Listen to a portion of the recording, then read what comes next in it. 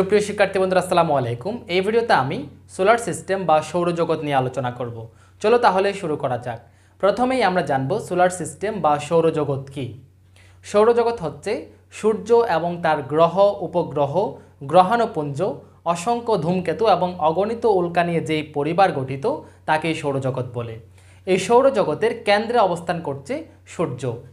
মহাকর্ষ বলের প্রভাবে সূর্যের চারিপাশে অন্যান্য গ্রহগুলো ঘুরছে এবং অন্যান্য সকল গ্রহের নিয়ন্ত্রক হচ্ছে এই সূর্য। এই জন্য সূর্যকে সৌরজগতের প্রাণকেন্দ্র বলা হয়। এই সৌরজগতে 8টি গ্রহ, শতাধিক উপগ্রহ, হাজার হাজার গ্রহাণুপুঞ্জ এবং লক্ষ লক্ষ ধূমকেতু রয়েছে। এখন আমরা একটু এক নজরে সৌরজগৎটা একটু দেখব। আমি এখানে সৌরজগৎটা আঁকার চেষ্টা করেছি। এখানে দেখতে পাচ্ছ তোমরা, এখানে যে সূর্য আছে, এই সূর্যকে কেন্দ্র করেই কিন্তু অন্যান্য সকল গ্রহ উপগ্রহগুলো ঘুরছে এবং সূর্য নিজেও কিন্তু তার অক্ষের মধ্যে ঘুরছে। আমি যে এখানে এই যে বৃত্তের মতো এঁকেছি, এখানে বৃত্তগুলো কিন্তু সূর্যের চারিপাশে কিন্তু যাবে, অর্থাৎ এই বুধ গ্রহের যে বৃত্ত এটা কিন্তু এইখানে কিন্তু বৃত্তটা এভাবে আসবে, এটাও কিন্তু এভাবে আসবে। আমি এদিকেরগুলো দেখাই নাই, তোমরা এটা কল্পনা করতে পারো। এই বৃত্তগুলো কল্পনা করতে, এখানে প্রত্যেকটা কিন্তু সমান দূরত্বে এইভাবে কিন্তু সূর্যের চারিপাশে এইভাবে ঘুরে ঘুরে আবার আসবে, ঘুরে ঘুরে আবার আসবে। আমরা আমরা এখানে সূর্যের থেকে দূরত্ব বিবেচনায়, ঠিক আছে, দূরত্ব অনুযায়ী আমি লিখেছি। দেখো, সূর্যের নিকটতম হচ্ছে বুধ গ্রহ, তারপর হচ্ছে শুক্র গ্রহ, পৃথিবী, তারপর মঙ্গল, তারপর বৃহস্পতি, তারপর শনি, তারপর ইউরেনাস এবং তারপর হচ্ছে নেপচুন। ঠিক আছে, এখানে আমরা একটু কালো করে দিই ইউরেনাসের এই পাশে। এখানে কেন কালো করে দিচ্ছি, এখানে প্রত্যেকটা এই পাশে কালো কেন? কারণ সূর্য থেকেই কিন্তু এই সকল গ্রহে কিন্তু আলোর উৎস হচ্ছে একমাত্র সূর্য। এজন্য সূর্যের দিকে যেই মুখটা, সূর্য যে পাশে আছে ওই পাশে কিন্তু এখানে কিন্তু কি আলো আছে, যে আলো আছে, অপর পাশে অন্ধকার মানে রাত। এই পাশে দিন, এই পাশে রাত, মানে এই পাশে অন্ধকার, সূর্য যেদিকে এদিকে হচ্ছে দিন, অর্থাৎ আলো আছে, এটা বোঝাচ্ছে এটা। তারপরে তোমরা এখানে দেখতে পাচ্ছ পৃথিবীর এই যে পাশে এটা হচ্ছে চাঁদ, পৃথিবীর উপগ্রহ। এই মঙ্গলের দুই পাশে এই যে এটা একটা উপগ্রহ, ডিমোস ফেবুস যেগুলো বলে উপগ্রহ, এগুলো তোমরা গ্রহের আলোচনায় বিস্তারিত পাবে। তারপরে যে বৃহস্পতি গ্রহ, এবং মঙ্গল এবং বৃহস্পতির মাঝখানে যে এরকম দেখতে পাচ্ছ, এগুলো হচ্ছে যে মঙ্গল এবং বৃহস্পতি গ্রহের মাঝখানে কিন্তু অসংখ্য গ্রহাণু রয়েছে। অসংখ্য গ্রহাণু একসাথে পুঞ্জীভূত হয়ে আছে, এগুলোর জন্য এগুলাকে বলা হয় যে কি গ্রহাণুপুঞ্জ। এগুলো হচ্ছে মঙ্গল এবং বৃহস্পতির মাঝখানে এগুলো হচ্ছে গ্রহাণুপুঞ্জ। তারপরে দেখো শনির চারপাশে কিন্তু 3টি উজ্জ্বল বলয় দেখা যায়। এই জন্য আমি শনির চারপাশে এটা হাত দিয়ে এঁকেছি, খুব একটা সুন্দর হয় না, তবে তোমরা বুঝে নিও যে শনির চারপাশে এই যে চতুর্দিকে 3টা বলয় আছে, 3টা উজ্জ্বল বলয় আছে। এই বলয়গুলো আমি দেখানোর চেষ্টা করেছি। তারপর হচ্ছে ইউরেনাস, তারপর হচ্ছে নেপচুন, এটা হচ্ছে ধূমকেতু। ঠিক আছে, এটা হচ্ছে ধূমকেতু। দেখো উজ্জ্বল যে লেজ বিশিষ্ট লেজের মতো, এটা হচ্ছে কি ধূমকেতু। তাহলে এই হচ্ছে সৌরজগৎ। তাহলে সৌরজগতের কেন্দ্রে অবস্থান করছে সূর্য। সূর্য থেকে দূরত্ব অনুযায়ী প্রথমে বুধ গ্রহ, বুধ, শুক্র, পৃথিবী, মঙ্গল, বৃহস্পতি, শনি, ইউরেনাস এবং নেপচুন। এবং এই সকল গ্রহগুলো সূর্যের চারিপাশে, সূর্যকে কেন্দ্র করে সূর্যের চারিপাশে ঘুরছে, বৃত্তাকারে ঘুরছে মহাকর্ষ বলের প্রভাবে। এবং এই সকল গ্রহ কিন্তু আবার নিজ কক্ষপথেও ঘুরছে, অর্থাৎ এই বুধ গ্রহটা এদিকে নিজেও ঘুরছে, আবার ক্রমান্বয়ে সূর্যের চারিপাশে ঘুরছে। শুক্র গ্রহটাও নিজ অক্ষের উপর ঘুরছে কিন্তু, এবং এই কক্ষপথের উপরেও কিন্তু ঘুরছে। পৃথিবীটা এই যে নিজ কক্ষপথ যেটা, এটার মধ্যে নিজ অক্ষে ঘুরছে, পাশাপাশি এই পুরো যে সূর্যের চারিপাশে একবার ঘুরে আসবে। ঠিক আছে, এগুলো প্রত্যেকটা নিজ অক্ষের মধ্যে, ঠিক আছে, নিজ অক্ষের মধ্যে ঘুরছে, আবার এই যে পুরো বৃত্তাকার কক্ষপথ সূর্যের চারিপাশে এটার মধ্যেও কিন্তু ঘুরছে। এই বিষয়টা আশা করি তোমরা বুঝেছ। এবার আমরা এই সূর্য সম্পর্কে একটু জানবো। ঠিক আছে, এটা আমি মুছে দিচ্ছি, আশা করি তোমরা এটা বুঝতে পেরেছো।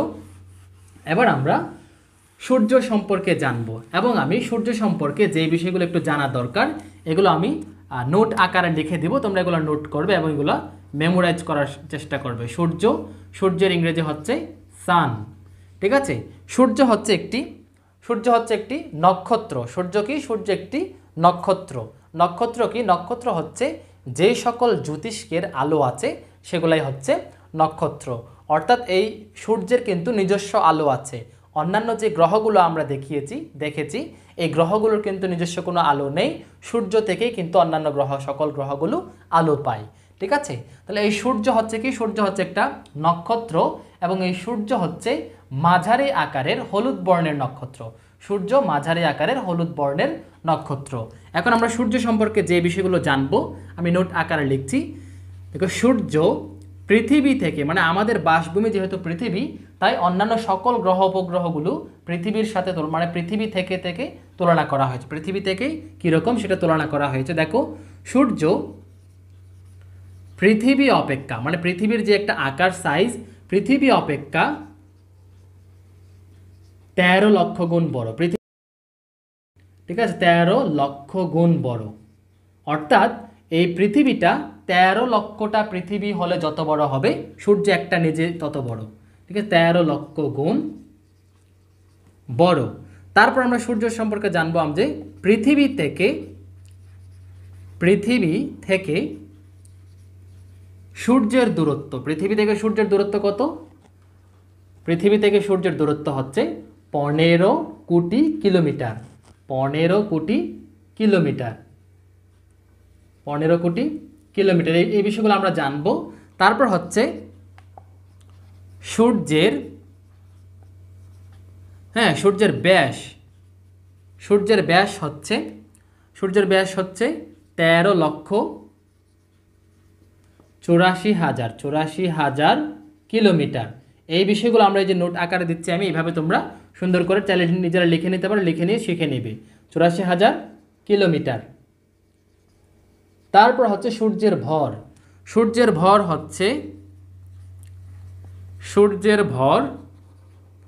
1.99। আমি এটা ইংলিশে বলছি, কারণ ইংলিশে বললে ভালোভাবে মুখস্থ করতে সুবিধা হয়।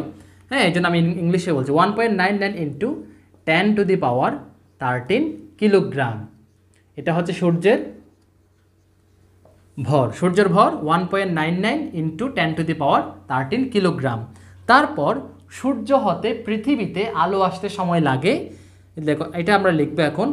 সূর্য হতে পৃথিবীতে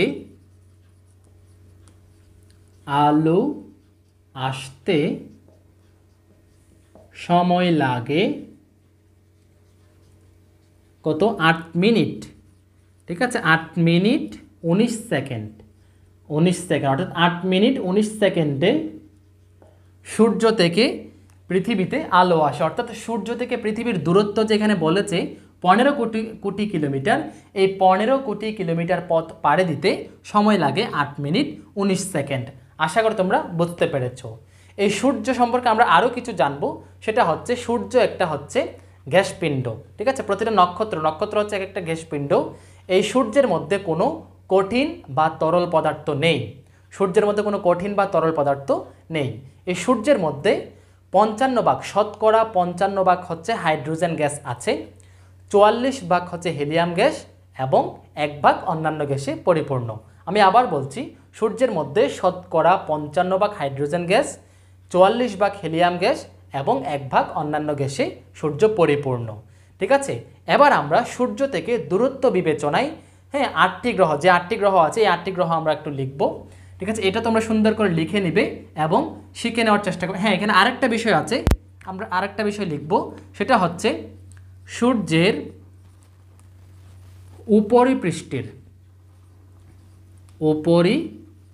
অর্থাৎ এই যে সূর্য আছে এরকম, এটা যদি সূর্য হয়, সূর্যের উপরিভাগ, ঠিক আছে, এটা হচ্ছে সূর্যের উপরিভাগের, এটা হচ্ছে উপরিপৃষ্ঠ, বলতে এটাই বোঝাচ্ছি। সূর্যের উপরিপৃষ্ঠের তাপমাত্রা, ঠিক আছে, সূর্যের উপরিপৃষ্ঠের তাপমাত্রা হচ্ছে 57,000 ডিগ্রি সেলসিয়াস।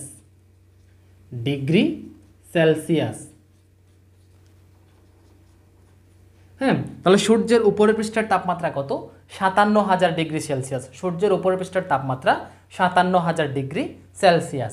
এবার আমরা সূর্য থেকে যে দূরত্ব বিবেচনায় যে 8টি গ্রহ আছে সেই 8টি গ্রহ আমরা দূরত্ব অনুযায়ী লিখব। তোমরাও অবশ্যই দূরত্ব অনুযায়ী শিখবে, অর্থাৎ কোনটার পর কোনটা এভাবে ধারাবাহিকভাবে শিখবে, তাহলে আর সমস্যা হবে না।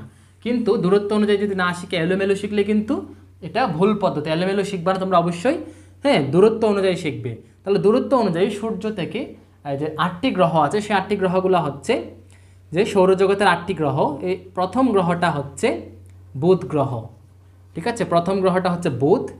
তারপরে হচ্ছে শুক্র, শুক্রটা এভাবে লিখে, এই যে শুক্র। 3 নাম্বার, এই যে 3 নাম্বার গ্রহটাই হচ্ছে পৃথিবী। তারপরে হচ্ছে মঙ্গল, তারপরে হচ্ছে বৃহস্পতি, বৃহস্পতি গ্রহ। তারপর 6 নাম্বার হচ্ছে ইউরেনাস এবং হ্যাঁ না, ইউরেনাসের আগে এখানে এই যে 6 নাম্বার, এটা হচ্ছে শনি গ্রহ।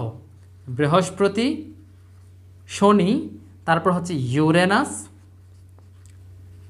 ইউরেনাস এবং অষ্টম এটা হচ্ছে নেপচুন। অষ্টম এটা হচ্ছে নেপচুন। তোমরা অবশ্যই এগুলো একটু দূরত্ব অনুযায়ী শিখে নেবে। অর্থাৎ সূর্য থেকে সবচেয়ে কাছে হচ্ছে বুধ গ্রহ, দ্বিতীয় কাছে সূর্য, দ্বিতীয় নিকটতম হচ্ছে শুক্র, তৃতীয় নিকটতম পৃথিবী, চতুর্থ মঙ্গল, তারপর হচ্ছে কি বৃহস্পতি, শনি, ইউরেনাস, নেপচুন। এগুলার ইংরেজি নামগুলো আমরা একটু জানার চেষ্টা করব। বুধ এর ইংরেজি নাম হচ্ছে মার্কুরি, ঠিক আছে, মার্কুরি। শুক্রের হচ্ছে ভেনাস। পৃথিবী তো আমরা সবাই জানি আর্থ। মঙ্গল হচ্ছে কি মার্স, যে মার্স এটা হচ্ছে মঙ্গল। বৃহস্পতি হচ্ছে জুপিটার, বৃহস্পতি হচ্ছে কি জুপিটার। তারপর এই যে শনি, শনিটা হচ্ছে কি স্যাটার্ন, শনি গ্রহের নাম ইংলিশে কি বলে স্যাটার্ন। ইউরেনাস এবং নেপচুন এই দুইটা হচ্ছে ইউরেনাস।